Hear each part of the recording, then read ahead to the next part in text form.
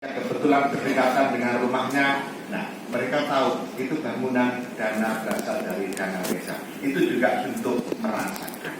Bapak Ibu sekalian yang saya hormati, ini penting supaya apa? Ketika banyak warga masyarakat merasakan, warga masyarakat pasti juga akan memberikan satu apresiasi kepada kepala desa. Kalau sudah memberikan satu apresiasi kepala desa, pasti akan mendoakan kepala desa, mendoakan bupatinya, mendoakan anggota DPR-nya, dan insya Allah saya juga berharap mendoakan menterinya. Kan lumayan dapat limpahan doa, karena kita itu hidup itu kalau tidak bergantung pada doa, bergantung pada siapa? Saya sebagai menteri itu adalah pekerjaan outsourcing yang paling rapuh. Kalau anggota DPR RI sama-sama outsourcing, ya, Pak Ruslan Daud ini outsourcing juga, tapi outsourcingnya jelas 5 tahun. Ya. Selagi tidak nembaki orang, nggak mungkin di PAW. Dan kalau diam-diam terus rindu dengan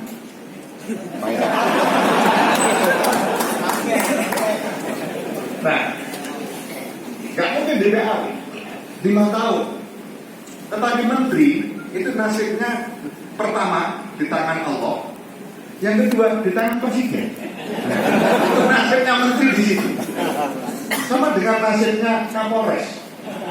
Pertama di tangan Allah, kedua di tangan Kapolri. Malam hari Kapolri mimpi memindahkan. Betul ya Pak Kapolri? Dan dia juga begitu. Malam hari Panglima TNI mimpi memindahkan, maka besok dipindahkan. Nah kalau mimpinya bagus sih enak. Pagi-pagi dipanggil, kamu tak pindahkan ke sini supaya lebih siap lagi nanti jadi Kapolda. Nah enak kalau itu. Kalau mimpi semalam mimpi kamu tak pindahkan ke lebih jauh lagi, nah itu bisa nasib namanya. Nah, apa yang kemudian kita harapkan dari itu? Kecuali pertama kita bekerja semaksimal mungkin untuk melaksanakan amanah yang diberikan kepada kita. Yang kedua ya kita berdoa.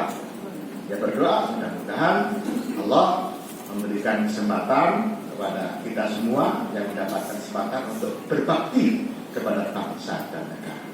Nah itulah makanya Bapak Ibu sekalian, para kecil, saya berharap niat kita menjadi para pejabat ini betul-betul didasarkan pada sebuah keinginan untuk mensejahterakan masyarakat. Saya yakin kalau niat kita ke sana, maka dampak ikutannya akan positif semua, tidak akan ada yang negatif. Positif yang pertama, pasti Pak Kecil dicintai oleh warganya. Positif yang kedua, nanti pada saat pilkades lagi Pak Kecil akan dipilih kembali. Nah, ini akan berdampak positif yang lebih luas lagi. Apa? Kesinambungan pembangunan di desa. Itulah makanya di mana-mana saya selalu berharap para kecil, para kepala desa jangan hanya berpikir 1 periode, berpikirlah 3 periode. 1 periode 6 tahun, 3 periode berarti 18 tahun.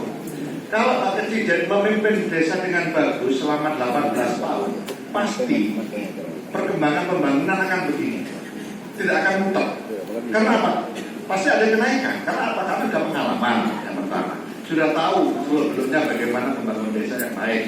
Maka periode ketiga mikirnya adalah saya ingin meninggalkan jariah yang terbaik selama saya memimpin menjadi kepala desa. Maka ada di puncak. Tapi kalau 1 periode kemudian ganti kepala desa lagi, baru naik ke sini ganti kepala desa, kebijakannya berbeda. Mending kalau lurus begini, kalau turun. Nah, ganti kepala desa lagi, semakin turun lagi, saya mendudukikan masyarakat. Itulah makanya saya mengajak kepala desa jangan hanya berpikir 1 periode. Berpikirlah hak selama 3 periode itu betul-betul dimanfaatkan untuk mengabdi kepada masyarakat. Ini juga berdampak pada Pak Bupati. Jangan berpikir 1 periode Pak Bupati. Berdampak juga kepada Pak Ruslan. Jadilah anggota DPR seumur hidup. Biar semakin banyak dana APBN yang masuk ke sini. Nanti ada jembatan, ada apa lagi, nanti diambil lagi semua. Kalau perlu agak marah-marah dikit di PUPR. Aceh itu, misalnya. Bapak tahu siapa saya? Pasti Menteri PUPR takut juga. Iya siap, bangun. Minta jalan berapa? Sudahlah, saya yakin. Meskipun penampilannya tidak galak. Nggak ada yang bayangkan masa lalunya Pak Urusan, nggak ada yang bisa bayangkan. Saya nggak tahu kalau nggak diceritain. Orangnya lembut, ternyata lembut itu lebih membahayakan.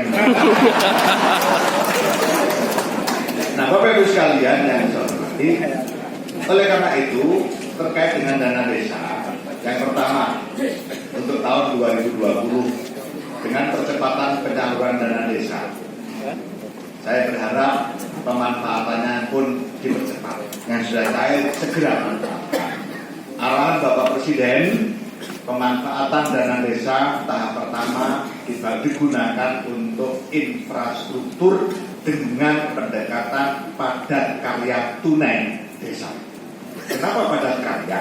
Di dalam padat karya tunai itu yang terlibat adalah kelompok-kelompok pinggiran, kelompok-kelompok masyarakat miskin yang dilibatkan di dalam ketenaga kerjaannya. Mereka akan dapat gaji dari dana desa karena bekerja, memperbaiki jalan, memperbaiki gorong-gorong, bikin irigasi dan seterusnya. Maka duit dari dana desa itu berputar di desa. Itulah makanya saya selalu mengharapkan jangan menggunakan potensi luar desa. Selagi di desa itu bisa dipenuhi, usahakan mengambil potensi yang ada di desa. Kalau misalnya butuh batu merah, dan batu merah itu di desa ada warga yang bikin batu merah, usahakan jangan beli batu merah di luar desa. Apa maksudnya? Supaya duit itu betul-betul berputar di desa.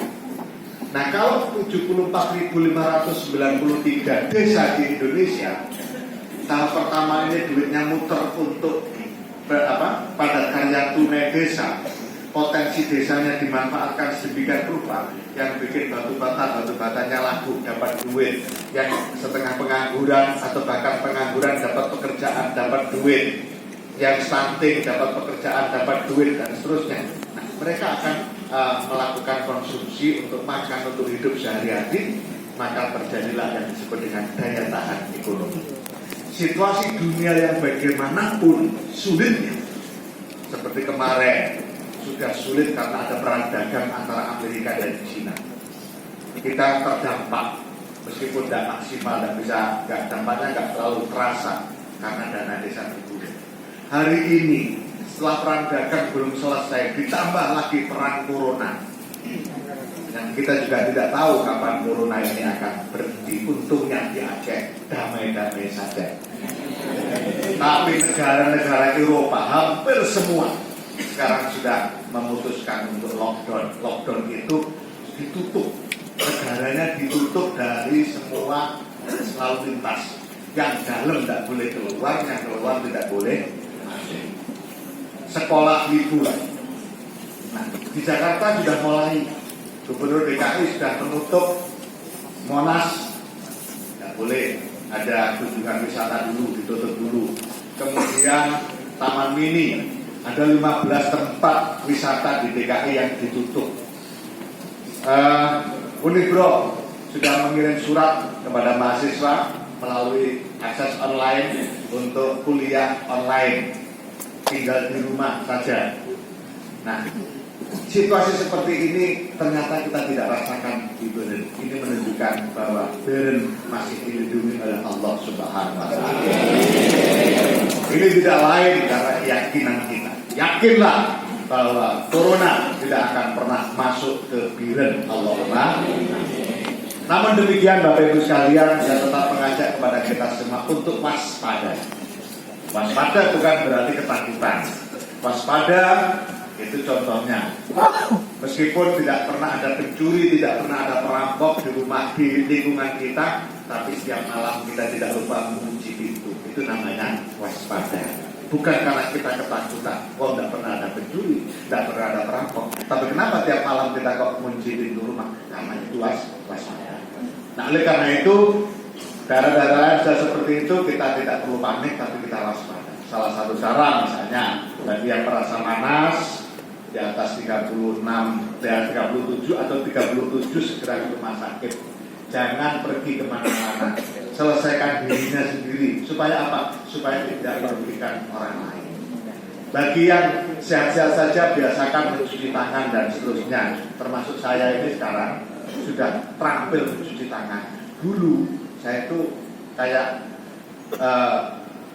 orang pedalaman, kotor makan ya biasa dan sehat-sehat saja, tidak ada masalah. Tapi karena ada itu, akhirnya saya tetap menjadi waspada. Istri saya menjadi lebih cerewet dari kemarin. Kalau kemarin tidak pernah ngurusi saya cuci tangan, sekarang ngurusi saya cuci tangan. Saya tidak tahu itu khawatir atau takut kehilangan. Bapak sekalian yang saya hormati, tentu kita semua berharap ketika dana desa dimanfaatkan dengan sebaik-baiknya, maka tidak akan ada masalah yang timbul. Tetapi jangan khawatir, Pak Kapolri, Pak Kejaksaan Agung, bahkan KPK, kita sudah punya komitmen. Selagi penyimpangan dana desa bukan karena sebuah kesengajaan, sekali lagi saya tekankan, bukan karena sebuah kesengajaan, tapi karena ketidaktahuan administratif, maka penyelesaiannya diupayakan diselesaikan oleh bupati dengan inspektorat. Tidak perlu masuk aparat penegak hukum. Tapi kalau dana desa cair terus kawin lagi, dana desa cair kok terus beli mobil, dana desa cair kok kemudian bangun rumah, renovasi rumah dan menggunakan dana desa, maka tiada maaf bagimu. Harus dibedakan. Kenapa seperti itu? Kita sudah sepakat dan saling memahami. KPK pun memahami bahwa butuh proses pemahaman yang utuh terhadap penggunaan dana negara. Jangankan kepala desa, bupati saja banyak yang belum terlalu paham betul terhadap bagaimana mempertanggungjawabkan dana desa, APBD, apalagi kepala desa. Gubernur pun banyak yang awal-awalnya tidak paham bagaimana menggunakan dan mempertanggungjawabkan APBD. Saya mengalami awal reformasi tahun 99. Saya terpilih sebagai ketua DPRD Kabupaten Jombang. Waktu itu pokoknya semua hidup itu anti Orde Baru. Jadi sebenarnya tidak ada bedanya dengan Pak Daud, perusahaan Daud. Anti, ada antinya. Nggak ada bedanya. Cuma waktu itu kita antinya dengan diem-diem. Karena nggak tahu jalannya, nggak diem gitu aja. Anti Orde Baru. Sehingga ketika reformasi, pikiran-pikiran kita ini bagaimana merubah tatanan pemerintahan menjadi lebih transparan, lebih terbuka. Tetapi di sisi lain ada keterbatasan SDM. Nah, saya kebetulan pertama kali jadi ketua DPRD, kemudian bahas APBD, persiapan APBD berikutnya. Itu kan ada yang namanya silpa, sisa lebih APBD tahun sebelumnya. Nah, terjadilah diskusi panjang. Hampir 80% anggota DPRD Jombang menghendaki agar sisa lebih itu dibagi. Alasannya sederhana, Pak Kapolres, Pak Kajari, itu kan sisa. Jadi hak kita, tinggal kita bagi aja 50% eksekutif, 50% legislatif. Cuma saya nggak bisa menjelaskan, tapi saya nggak bisa menerima. Itu bukan duit kita kok. Itu kan duitnya rakyat yang dikumpulkan oleh pemerintah. Gimana bisa kemudian sisa? Yang pertama, yang kedua, istilah sisa lebih itu karena ada anggaran yang sudah di-slot tapi tidak terpakai semua. Tapi 80% anggota DPRD Jombang waktu itu berpikiran bahwa Silva itu sama dengan SHU. Coba bayangkan, saya baru belajar, tapi nurani saya itu mengatakan nggak mungkin dan nggak benar kalau dibagi. Sementara logika yang berkembang juga tidak terlalu salah, apalagi ditambah 80%. Nah, kalau kemudian itu saya gelar voting, pasti kalah. Nah, itulah kelemahannya demokrasi yang setengah liberal. Sesuatu yang baik, benar, itu nggak perlu di voting. Kalau itu seandainya waktu itu perdebatan, kemudian mereka voting aja voting, semua kan ngajak voting waktu itu, dan saya turuti, pasti saya kalah. Kalau kemudian saya kalah dan lolos itu, dibagi betul, pasti saya masuk penjara. Pasti sudah. Untung waktu itu saya tidak mau voting. Nah, saya juga bayangkan kalau di rumah sakit jiwa voting, jumlah pasien jiwanya lebih banyak daripada jumlah dokternya. Itu kira-kira direktur rumah sakit jiwa itu juga orang yang sakit jiwa. Makanya jangan mudah ngomong voting. Sesuatu yang benar dan baik itu tidak perlu voting. Tinggal bagaimana kita memahamkan dengan orang. Jadi jangan sekali-kali voting, dikit-dikit voting itu untuk anggota DPR, termasuk DPR. Nah, Bapak Ibu sekalian yang saya hormati, itulah narasinya. Kemudian kenapa kita sampai hari ini masih memberikan ruang yang cukup untuk penyelesaian administratif ketika ada, tetapi kita upayakan. Saya berharap kita terus berikhtiar, jangan sekali-kali menyederhanakan atau menyepelekan urusan administratif. Itulah makanya Bapak Ibu sekalian, saya menghimbau kepada seluruh kepala desa, pemerintah desa, ketika desanya sudah ada jaringan wifi, jaringan internet, tolong kelola dana desa dengan cara non tunai. Biarkan duit itu di bank, bikin sistem, nanti akan kita bantu juga sistemnya dibikin. Ketika untuk belanja di toko beli semen, tanya nomor rekeningnya toko, kirim pakai non tunai. Kenapa? Saya jamin kalau kepala desa mengelola dana desa non tunai dengan cara non tunai, semua pakai transfer, akan sangat mudah dan tidak akan pernah terkena kasus hukum. Kenapa? Karena jejaknya duit itu jelas. Jam berapa, berapa rupiah, dikirim kemana, melalui bank apa. Meskipun Bapak Ibu nggak nyatet satu-satu, nggak mencatat satu persatu, itu sudah ada catatan. Nah, itulah makanya kalau tahun 2020 ini saya terus himbau. Tiap ketemu kepala desa, kepada BPD, saya minta yang sudah ada jaringan internetnya gunakan cashless atau non tunai. 2021 akan saya wajibkan pengelolaan dana desa wajib non tunai. Bukan untuk apa-apa, untuk menyelamatkan kepala desa, untuk menyelamatkan para kecil,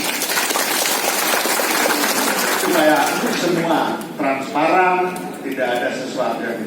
Nah, kalau seperti ini, tidak akan lagi orang yang mengaku-ngaku sebagai polisi, orang yang mengaku-ngaku sebagai orang kejaksaan, bahkan orang yang mengaku-ngaku orang KPK yang ternyata itu palsu semua dan targetnya memeras. Kenapa? Mereka tidak akan, bapak-bapak, para kecil tidak akan takut didatangi oleh mereka. Saya tahu ada penyimpangan penggunaan dana desa. Saya dari kepolisian, padahal palsu. Nah, kalau kita nggak transparan, kita mungkin takut. Tapi kalau kita sudah transparan betul, kita tidak tanya, emangnya polisi dari mana sampai? Tahu apa? Silakan aja dicari kalau mau bisa ketemu. Saya siap. Pasti mereka kembali keluar sambil hati dan dompol. Ini Pak Kecil kok sudah pinter ini. Nah, gitu. Besok gak akan kembali lagi. Karena apa? Saya sudah dengar banyak sekali palsu-palsu yang datang hanya untuk memeras. Nah, Pak Kecilnya ketakutan. Dikasihlah rokok, dikasihlah besok datang lagi bensin, besok datang lagi. Lama-lama bukan menyelesaikan masalah, tapi nambah masalah. Itulah makanya, ayo kita kelola dana desa dengan sebaik-baiknya, dengan setransparan mungkin, dengan satu niat untuk meningkatkan kesejahteraan masyarakat. Insya Allah, Allah akan senantiasa meridhoi dan melindungi kita. Allahumma amin. Demikian Bapak sekalian yang saya hormati, kurang lebihnya mohon maaf apabila ada hal yang kurang berkenan, dan tentu saya tidak bisa menutup pidato ini dengan bahasa Aceh, bahasa Beren, karena harus belajar dua. Mestinya kan ada penutupnya, tapi karena waktunya belum cukup, insya Allah nanti belajar lagi. Demikian kurang lebihnya mohon maaf. Allahumma a'lam bishawab. Ihdinas siratal mustaqim. Wassalamualaikum warahmatullahi wabarakatuh. Baik, dilanjutkan dengan penyerahan plakat dari Menteri Desa PDTT kepada pemerintah Kabupaten Biren. Dan selanjutnya pemerintah Kabupaten juga akan menyerahkan plakat kepada Bapak Menteri dan disaksikan oleh Bapak Ruslan Indro.